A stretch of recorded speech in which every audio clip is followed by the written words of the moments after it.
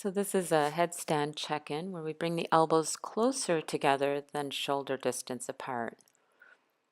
And we test and work the strength of our arms to keep our neck free.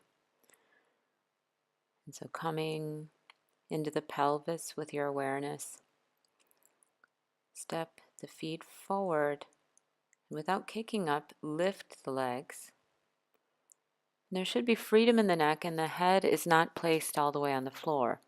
It's actually supported up by the elbows.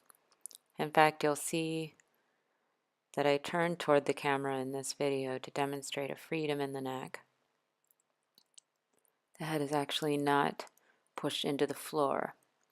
Barely any weight in the head, if any. And then you work with your pelvis here. Watch the position of the pelvis come backward as the feet come down with control. So it's more like a lever where you're balancing the center of gravity. Again, this is the position of the elbows.